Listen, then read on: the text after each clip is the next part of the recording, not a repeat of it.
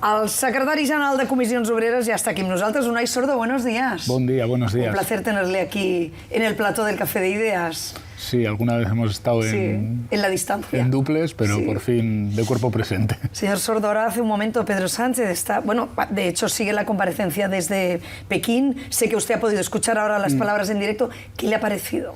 ¿Cómo le suenan las palabras del presidente defendiendo la relación de la Unión Europea con China? A mí me parece que entre las cosas que tiene que hacer la Unión Europea, teniendo en cuenta la ofensiva arancelaria, comercial y política de Estados Unidos y de Donald Trump, una de las cosas que tenemos que hacer es estrechar vínculos económicos con otras áreas del mundo. Y China es la segunda potencia mundial en términos económicos y tiene una posición estratégica en cuestiones muy importantes, como todo lo que tiene que ver con las energías renovables, que creo que recomiendan que Europa, aparte de incrementar nuestra autonomía estratégica y reducir la dependencia de estas grandes áreas del mundo, pero de alguna manera diversifique sus relaciones teniendo en cuenta la ofensiva que está lanzando Trump, ¿no? Claro, pero teniendo en cuenta esa ofensiva y teniendo en cuenta que estamos en un momento de guerra comercial y de un enfrentamiento entre Estados Unidos y China, se puede interpretar como un tomar parte por China. ¿Teme que eso nos pueda perjudicar a España? Es que yo creo que estas dinámicas de partido de fútbol no deben instaurarse, ¿no? Es decir, al final desde pero son las dinámicas que está imponiendo Donald Trump, ¿no? Claro, pero es que este es un señor y una administración que quiere hacer saltar cualquier espacio multilateral, que quiere que la política internacional se parezca al patio de colegios donde el abusón es el que dicta su ley y su sentencia, que quiere romper cualquier vínculo atlantista y que se ha cargado, como digo, cualquier escenario de multilateralidad y además pretende una guerra comercial contra todos porque dice que quiere reindustrializar Estados Unidos a costa de atacar pues lo que son nuestros sistemas productivos y yo me atrevería a decir que incluso el propio modelo social europeo está en el frontispicio de los objetivos de Trump, ¿no? Por tanto, usted no le ve ningún problema a este viaje ni lo ve inoportuno porque sabe que el viaje, aparte de la administración Trump, evidentemente ha sido criticado también por Núñez Feijóo. Bueno, quiero decir, es que yo creo que primero hay que escalar la respuesta. Es decir, es que la respuesta de lo que hagamos va a tener que ser una respuesta fundamentalmente europea. Y lo que haga España va a tener que englobarse dentro de una estrategia común dentro de la Unión Europea, porque otra de las cosas que va a intentar Trump es fragmentar la respuesta europea negociando con cada uno de los países y hay que andar atentos con esto, ¿no? A partir de ahí es lo que digo. Europa, yo creo que la gran prioridad de Europa realmente es reforzar lo que se ha venido a llamar la autonomía estratégica, ¿no? Que es reducir la dependencia en los elementos claves de la economía de espacios que ahora mismo son muy inestables. Para entendernos, Europa tiene que depender menos del gas ruso, del gas norteamericano o de otras materias primas en la medida en que podamos desplegar energías renovables dentro de la propia Europa que nos permita tener precios de la energía y de la electricidad para reindustrializarnos. Hay que reducir las dependencias externas. No parece que sean muy buenos tiempos para depender mucho del gas, del carbón o del petróleo de estas áreas del mundo y ese es el gran objetivo, el refuerzo de lo que han llamado la autonomía estratégica, pero a la vez hay que diversificar un poco las relaciones comerciales y creo que los países, por ejemplo, de América Latina, Mercosur o China, tienen que jugar ahí un papel. Pero mire, el otro día usted escribía un artículo en El País muy interesante en el que decía debemos preparar nuestras propias represalias comerciales. Claro. Sin embargo, hay quien dice que sería darnos un tiro en el pie preparar una respuesta proporcional. En el caso que Trump siga con su plan, porque recordemos que ahora hay una pausa, ¿usted tiene claro que debemos preparar represalias comerciales? No es deseable, pero creo que no va a quedar otro remedio. Trump, cuando impulsa estos aranceles, lo que quiere hacer es encarecer los productos que desde Europa se venden a Estados Unidos. ¿Para qué? Para que se vendan menos. Esto va a tener un efecto de incremento de los precios, por un lado, y por otro lado, de posible ralentización de la economía, porque se paran los flujos de comercio, ¿no? Claro, si Estados Unidos hace eso, Europa va a tener que hacer algo similar sobre las importaciones que hacemos de los productos norteamericanos, porque si no, le va a salir la jugada a él y le vamos nosotros a pagar, nosotros sus consumidores en primer lugar, y nosotros en forma de recesión y de paro le vamos a hacer el juego a lo que él pretende hacer. Creo que no va a quedar otro remedio que entrar en esa dinámica, que no es deseable, evidentemente no. Que una escalada de aranceles contra aranceles no es deseable, evidentemente no. Pero claro, no es Europa la que ha lanzado esta batalla. Ha sido una administración que yo creo que se está columpiando, que se está equivocando, que está teniendo ya una respuesta interna porque esto genera una distorsión y una inestabilidad económica enorme que le puede pasar factura a Trump y a toda la banda que ha metido ahí a dirigir esto.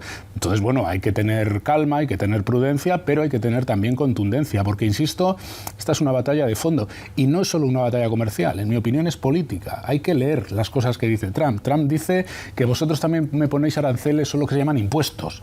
Claro, este tío lo que está cuestionando es un modelo fiscal europeo, que es lo que sustenta un modelo social europeo. Ojo, o dice, es que le ponéis muchas trabas a mis alimentos con esas normas de sanidad, de seguridad alimentaria. Y dice, claro, si es que no nos queremos comer las mismas porquerías que usted tiene la costumbre de comer y que les lleva pues a que tengan una calidad de vida y una esperanza de vida 5 o 6 años menor que la nuestra. Claro, es una también de decir cómo tenemos que organizar Europa y de tratar de fragmentar la Unión Europea. Es que es muy gordo lo que está pasando. Sí, hablábamos de la incertidumbre, el resultado en las bolsas, cómo puede afectar a los americanos, a las empresas exportadoras, pero ¿y a los trabajadores? Pues claro, tenemos aquí al secretario general de Comisiones Obreras.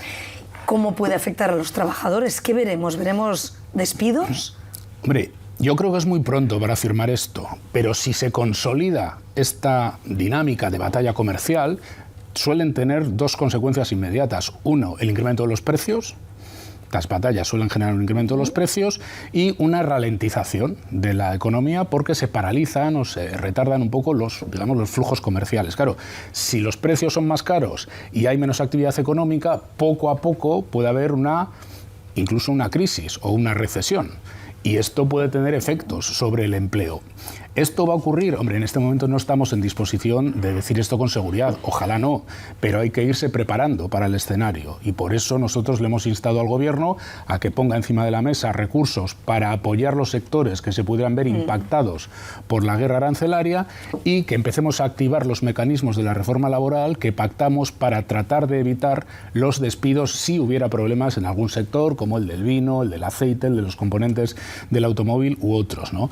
Bueno, en este momento es un poco pronto para afirmar que esto vaya a pasar, pero si esto escala, si esto sigue en esta batalla, puede haber efectos y puede haber efectos gordos, ¿no? Pero bueno, es pronto para afirmar esto. Ahora hay este plan de ayudas del que me hablaba por valor de 14.000 millones de euros, pero claro, de momento hay esta pausa de 90 días. Desde Comisiones, ¿creen que hay que mantener el plan de rescate a la crisis comercial? Bueno, yo creo que en la medida que han sido planteamientos de créditos, de avales, de líneas de liquidez para las empresas que se puedan ver afectadas, bueno, yo creo que se puede mantener, pero la respuesta va a tener que ser básicamente también europea, no nos engañemos demasiado. Yo soy de los que cree que hay que habilitar un gran fondo que se puede nutrir incluso de los aranceles que se impongan a Estados Unidos y finalmente se imponen, para ayudar a los sectores afectados, pero luego además hay que volver a mancomunar un gran fondo de inversión que, en mi opinión, tiene que servir para hacer frente a esto de la autonomía estratégica.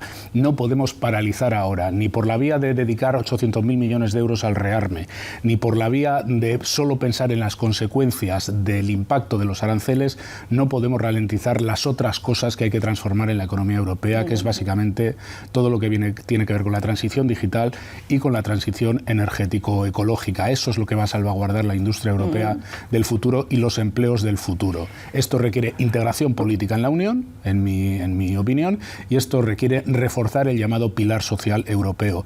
La población europea solo va a aceptar mayor soberanía en la Unión si eso se vincula a vivir mejor. Y esto requiere de un gran pilar social que no puede devaluarse en este contexto, o Europa o la población europea no va a transitar ese camino fácilmente. Pero fíjese que hasta hace 7 días o menos de lo que estábamos hablando era de la necesidad del rearme. Estábamos hablando de la guerra de Ucrania, ya no hablábamos de esa cuestión, pero el gobierno el otro día aprobó 2.000 millones adicionales para el gasto en defensa. Es que yo creo que la Comisión Europea ha hecho una lectura sesgada y yo creo que un poco equivocada de dónde estaba el problema. Que dentro de la autonomía estratégica hay que reforzar una seguridad y una defensa común en la Unión, yo creo que sí. Yo creo que sí, porque Estados Unidos, entre otras cosas, ahora se quiere repartir Ucrania con Rusia y dice que esto del eje atlántico, de la defensa común, que nos vayamos olvidando y si la queremos que la paguemos. Y eso es un reto, y el que no lo quiera ver, pues que mire para otro lado, pero eso es un reto que hay que abordar. Pero eso no es lo sustancial del reto. Y desde luego plantear una estrategia de rearme pensando en una guerra convencional con Rusia creo que es un error, porque ese no es el problema central.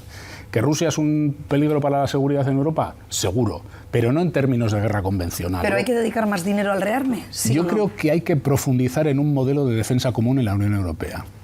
Si tenemos 27 ejércitos descoordinados, con problemas de interoperabilidad enormes, meter dinero a cascoporro para comprar más armamentos, en mi opinión, es un error y es profundamente ineficaz.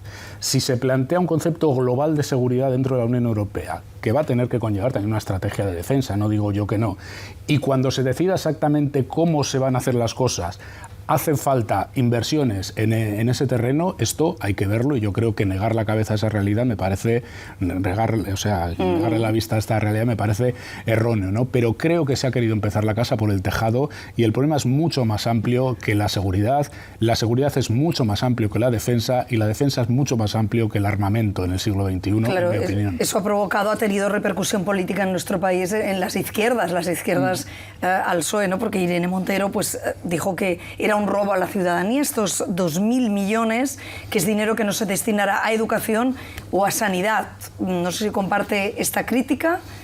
Yo lo que ¿Y qué le parece esta división a la izquierda? Yo lo que comparto es, bueno, la izquierda tiene una costumbre de dividirse, venga a cuento o no venga a cuento, pero bueno, eso es otra cuestión y que lo resuelvan ellos, ¿no? Yo lo que quiero dejar claro es que la estrategia de defensa que haya que establecer en Europa, la estrategia de autonomía estratégica, que es mucho más amplio, y todo lo que tenga que ver con los servicios sociales, con los derechos sociales, con el pilar social europeo, con las pensiones, con la seguridad social, con la enseñanza, tienen que ser patas que tienen que avanzar de forma coordinada. Si se instala la idea, bien porque se instale aunque no sea verdad, bien porque sea verdad, de que lo que vamos a hacer es gastarnos 800.000 millones en armamento, cuando las cosas van por otra vía, van por la vía de la confrontación que quiere lanzar Estados Unidos, y van por la vía de reforzar las capacidades propias de la Unión Europea, eso la población no lo va a acompañar. No lo va a acompañar, no se puede instalar ese imaginario. Primero porque yo creo que no tiene por qué ser así, y luego porque eso no va a tener un acompañamiento popular, por mucho que se instale la idea del miedo de la guerra convencional con Rusia, que a mí sinceramente me parece que no es un riesgo real. Otro sí hay, pero ese no es el real. Hace un momento me ha dicho, las izquierdas siempre se dividen allá ellas, pero claro, supongo que a usted como sindicalista y como hombre de izquierdas le debe preocupar. Ver esta división ahora mismo entre Podemos y Sumar. Parecía que Sumar intentaba que caminaran juntos. ¿No parece que eso se vaya a conseguir? A mí lo que me preocupa es que ante la mayor ofensiva reaccionaria que hemos conocido desde la primera parte del siglo pasado, porque Donald Trump no es un friki que ha caído de Marte. Donald Trump forma parte de un movimiento político global que tiene sus propios caballos de Troya en Europa y en España, que se llama Víctor Orbán, que se llama Extremas Derechas Europeas, que se llama Vox en España. Es decir, es una red de tentáculos que en cierto modo pretende dinamitar el proyecto social de la Unión Europea. Esto es muy importante tenerlo en cuenta. Ante esta ofensiva, que yo creo que no tiene precedentes en los últimos 70 años, me preocupa que los movimientos políticos de carácter progresista, de izquierdas, como los queramos llamar, yo casi diría democráticos en general, no prioricen cómo oponerse ante este riesgo reaccionario y estén permanentemente enfangados en aparentes guerras fratricidas, que creo que a la gente le llega mal esto. A la gente me refiero a la gente común, a la gente que luego tiene que votar. Porque yo creo que hay que armar un gran frente progresista para hacer frente a esto en España y también en la Unión Europea. Y en España, pues sería bueno que todo el mundo hiciera una lectura levantando un poco la vista y saliéndose del cuadrículo de cada uno, ¿no? ¿Qué se ha hecho mal para que haya trabajadores y seguramente algún afiliado a comisiones obreras que acabe votando a Vox? Joder, pues esa es una pregunta que igual es más de tesis. ¿Se lo ha planteado alguna vez? Sí, seguro que claro, sí. Claro, como no me lo voy a ¿Qué se ha hecho plantear? mal para que un trabajador que quizá no llega a fin de mes ahora mismo esté confiando políticamente en un grupo como Vox? Yo, intentando sintetizar así en un minuto, yo creo que vivimos un momento de enormes incertidumbres, de enormes inseguridades sobre cómo va a ser el futuro y en el que muchas de las grandes certezas que podía tener la gente se han visto tambaleadas en los últimos años, singularmente desde la crisis financiera hacia aquí, porque han confluido muchas cosas. Crisis económicas, pérdida de expectativas vitales, efectos novedosos como es la digitalización de la vida y de las comunicaciones. Digamos que hay mucha gente asustada, despistada o con expectativas en el futuro diluidas, por decirlo de alguna manera, ¿no? Y ante esta situación yo creo que hay una pugna por quién es capaz de poner encima de la mesa y de generar elementos de certidumbre, de seguridad y de identidad. Y los mensajes de populismo de extrema derecha, de vuelta a las viejas jerarquías, que estuviera claro quién mandaba y quién obedecía, el rol del hombre, el rol de la mujer, cuál era nuestra patria y nuestro espacio común, es un factor, si se quiere, insisto, reaccionario, atrasista, que no tiene futuro, todo lo que se quiera, pero que es atractivo a veces en la gente que no tiene otras expectativas. Y ante esto lo que hay que armar es una gran alternativa de esperanza, de convivencia y de que la cosa se gana por la vía de los derechos, por la vía de la igualdad, por la vía de condiciones materiales de vida para todo el mundo, de buenos servicios públicos que generen comunidad, que generen vínculo común. Yo creo que esa es la gran pugna de época, ¿no?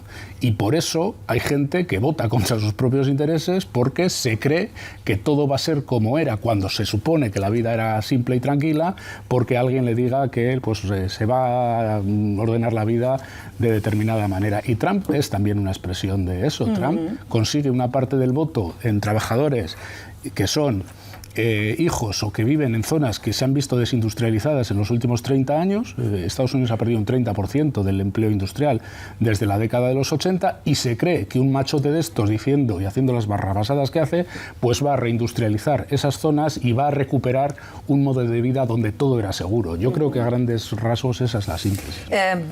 Está usted en Barcelona por el Congreso de Comisiones Obreras, en el que se ha despedido a Javier Pacheco, que tantas veces ha estado aquí con nosotros. Que me ha dado recuerdos, por cierto. Gracias. El Congreso va a culminar con, bueno, ha culminado con la elección de Belén López como primera secretaria general de comisiones. Tiene valor por ser quien es, por ser la primera mujer, pero también por su trayectoria.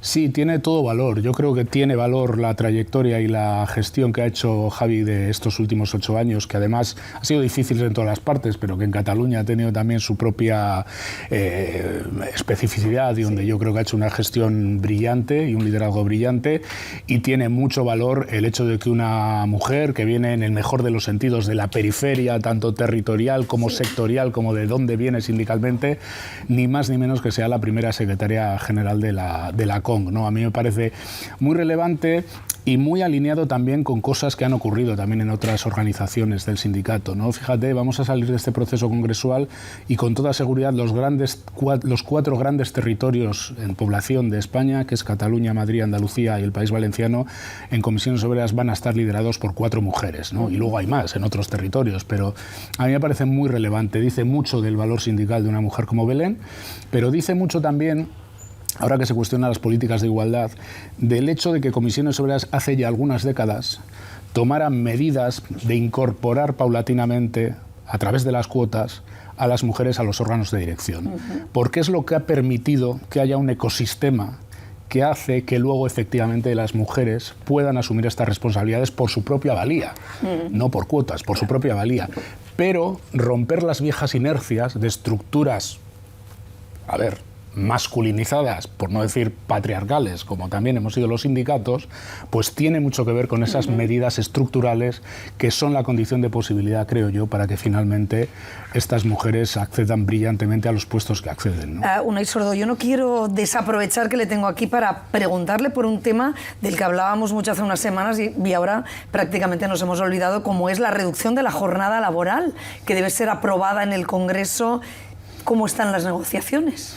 Bueno, las negociaciones en el marco del diálogo social, como bien sabes, están resueltas porque hemos llegado a un acuerdo con el Gobierno. Sí. Ahora esto se tiene que sustanciar en sede parlamentaria. Tiene que ir como un proyecto de ley. Nosotros también hicimos una gran movilización, creo, aquí en Barcelona, del orden de 12.000 personas, para ir situando esto en el calendario político. Nosotros somos conscientes que para conseguir una mayoría que vote a favor de la reducción de jornada es fundamental que haya una presión desde la calle.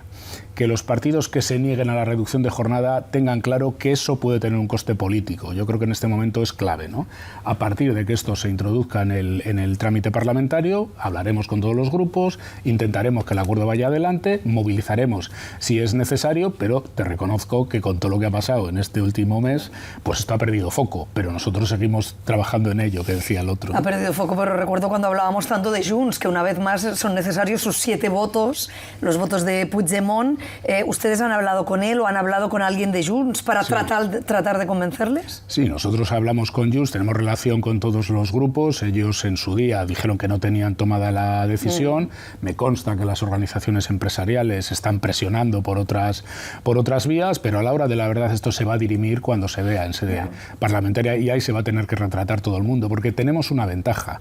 Es que el electorado prácticamente de cualquier partido contempla con simpatía una reducción del tiempo de trabajo porque lo considera positivo y, si se me apura, lo considera casi de sentido común, ¿no? Es decir, que sigamos con la misma jornada legal de trabajo ahora que la que teníamos cuando en el Barcelona jugaban Maradona y Schuster, no sé yo si es lo más razonable, ¿no? Ha cambiado tanto la economía, la empresa, la sociedad, que parece razonable que se reduzca por ley de una vez el tiempo de trabajo, ¿no? Y yo creo que esto impacta en todos los electorados, y creo que votar en contra de esto no es lo más popular que pueden hacer los grupos, pero nuestra misión ahora es que no solo sea popular, sino que se sancione electoralmente quien se equivoque en esta votación, ¿no? Y esto se hace movilizando. Recuerdo que Pepe Álvarez, secretario general de UGT, fue a Waterloo a visitar a Puigdemont para convencerle. ¿Tiene previsto ir usted? No, no tengo previsto un viaje de esas características, pero sí, evidentemente, las reuniones que sean precisas con la dirección de Junts, sin ningún género de duda. Se puede hablar de muchas maneras. ¿El voto del Partido Popular lo dan por imposible? Bueno, yo no daría nada por imposible. Yo estoy convencido que el propio electorado del Partido Popular mayoritariamente comparte que se reduzca. Nosotros tenemos 1 millón de afiliados y ya te digo que no todos son de izquierda ni de extrema izquierda, ya te digo yo. Y seguro que hay votantes del Partido Popular, y seguro que cuando se negocia un convenio colectivo están de acuerdo con que se reduzca la jornada. Y por tanto, seguro que también están de acuerdo con que se reduzca por ley. Entonces, bueno, vamos a jugar el partido, pero yo soy consciente que no es fácil que el Partido Popular en estas circunstancias vote a favor de una medida pactada de estas características, donde de momento COE se ha quedado fuera. Me dice, ahora el foco no está puesto allí, por tanto de momento no se sabe cuándo puede llegar esto al Congreso. Bueno, no hay fecha. No hay fecha cerrada, pero esto tiene que tramitarse en los próximos... Yo creo que ya van tarde. ¿Antes del verano cree que se va a tramitar? Debiera estar necesariamente resuelto, desde luego, antes de que acabe el año. Y para que esté resuelto antes de que acabe el año hay que tramitarlo cuanto antes, porque esto es una proposición de ley, luego está el periodo de enmiendas, de negociaciones, luego lleva un trámite de cierto tiempo, ¿no? Y es muy importante porque empieza a ser un problema para negociar los convenios colectivos, ¿sabes? Es decir, si yo negocio con una patronal y me dice, hombre, la subida salarial, cuando tengamos claro el escenario de cuál va a ser la jornada laboral, claro, empieza a ser un cepo en la negociación de los convenios colectivos, en un momento en que creo que es muy importante darle estabilidad a la gente y darle estabilidad a las empresas. Y creo que el legislativo, en este caso, tendría que ser rápido, ser diligente y tramitar esto cuanto antes. Ayer el Supremo confirmó que no aplicará la amnistía por malversación a Carles Puigdemont. Probablemente ahora se abre la puerta para que vaya al Constitucional. ¿Qué le parece? ¿La llegada de Puigdemont ya con la amnistía daría esta estabilidad de la que me habla? ¿Una estabilidad política que se podría traducir en que fuera más fácil conseguir el voto de Junts? Hombre, yo creo que sería bueno que se aplicara en toda su extensión la ley de amnistía. Creo que en gran parte ya la normalización de la vida política y social en Cataluña es un hecho evidente, y creo que estas secuelas, como el hecho de que Puigdemont esté todavía en esta situación judicial, no es lo más adecuado. Creo que es bueno que se cumpla la voluntad del legislativo y, por tanto, que esto incida en una normalización definitiva, no solo de la vida política, que creo ya está, sino de la relación entre los partidos, y seguramente generaría un mayor escenario de normalidad para entendernos. Que esto conlleve un voto a favor de la reducción de jornada, eso ya es un triple salto mortal, quizás imprudente por mi parte. ¿Es difícil que Junts apruebe la reducción de la jornada? A día de hoy, ¿eh? A día de hoy yo no creo que sea tan complicado. Primero porque estoy seguro que se van a transaccionar cosas y que se pondrán cosas encima de la mesa, y nosotros lo que vamos a ser muy exigentes es que se cumpla la reducción a 37 horas y media, los elementos de control de jornada y alguna cosa más. Pero luego hay otras medidas que se han quedado fuera de la mesa, las ayudas a los sectores y esto. Nosotros en principio ahí estamos con los oídos abiertos, ¿no? Insisto, yo estoy convencido que los votantes de Junts, en una buena parte de ellos, esta medida se ve con simpatía, ¿no? Entonces a mí no me parece tan difícil que esto ocurra, aunque sé que Junts de mano tiene una prevención ideológica con esto. Es decir, es un partido en lo económico muy situado en la derecha, por entendernos en términos clásicos, ¿no? Y yo sé que tiene mucha influencia desde sectores empresariales, pero también creo que los sectores empresariales más dinámicos no son tan reactivos a la reducción de jornada, ¿eh? En la negociación colectiva ya tenemos 38,2 horas de jornada media pactada, y yo creo que la subida del SMI también ha demostrado que la mejora de los salarios mínimos o la reducción de jornada incide en una mejora de la productividad de las empresas a largo plazo, porque de alguna manera limita la competencia desleal, si me permite la palabra, e incentiva más que las empresas se rentabilicen por vías alternativas a pagar mucho y trabajar, o sea, a pagar poco, trabajar mucho y a veces trabajar a lo tonto, porque buena parte de la jornada laboral en muchos sectores también es presentismo, ¿no? Yo creo que la mejora de la productividad a largo plazo encaja mejor si las empresas invierten en tecnología, en formación, en estabilidad, en digitalización, que si están pendientes de a ver si puedo trabajar media hora más, a ver si puedo pagar 100 euros menos, ¿no? Unai Sordo, ya terminamos, pero oiga, he visto que estos días estaban molestos ustedes con la película del 47, porque dicen, han obviado o han escondido que Manolo Vital, el protagonista, era militante de Comisiones Obreras. ¿Ha podido hablar con el director de la peli, con Marcel Barrena? No, yo le puse un tuit, porque a mí la peli me encantó. Una cosa no quita a la otra, me pareció una peli muy bien hecha, de un pasaje muy potente, ¿no?, del movimiento vecinal y todo esto, y le felicité en público y él retuiteó. Además, no he hablado, no le conozco, pero es verdad que es curioso porque de alguna manera opaca la dimensión colectiva del personaje, ¿no?, que fue candidato nuestro en las elecciones sindicales, que era de comisiones y que era del SUC. Y es curioso, ¿no? Yo creo que es una licencia narrativa también, ¿no? Yo creo que el cine hoy en día está en ese sentido muy americanizado, la idea del héroe personal, que tiene casi una iluminación y dice, pues a tomar por saco, tiro para adelante con el autobús, ¿no? Bueno, es una licencia cinematográfica que yo respeto, pero hombre, sí nos hubiera gustado que de una manera u otra la densidad del personaje se le hubiera vinculado a que formaba parte de un movimiento colectivo, ¿no?, que era pues lo que entonces movía la resistencia al franquismo, básicamente, que éramos nosotros y nosotras, ¿no? Y que seguramente ayudó a que él consiguiera lo que consiguiera. Bueno, evidentemente, no fue una ocurrencia. Una locura individual, ¿no?, de él, que dice, cojo el autobús y lo subo. A eso es a lo que voy. Este hombre era un hombre que tenía una conciencia de clase, que estaba organizado, que estaba en el sindicato, que tenía una militancia política y evidentemente tenía una militancia vecinal. Eso sí, y eso se intuye en la película cuando hay las huelgas, ¿no?, de los conductores de autobús. Sí, pero es verdad que se toca raro ese tema, ¿no? Se evita cualquier referencia. Yo no es tanto por la sigla, yo creo que es que incluso le da la dimensión correcta al personaje que apareciera más explícitamente vinculado a una organización sindical o a una organización política. Dicho eso, muchas pelis como esa, ¿eh? Muchas pelis como esa, porque ponen en valor al final lo colectivo y en fin, cómo se consiguieron en España los derechos, la democracia, y que la gente tenga autobuses hasta su casa, metros hasta su casa. Esto casi nada fue gratis. Claro. Pues Unai Sordo, secretario general de Comisiones Obreras, gracias por esta mañana estar aquí en el Café de Ideas. Encantado. Buenos días. Gracias.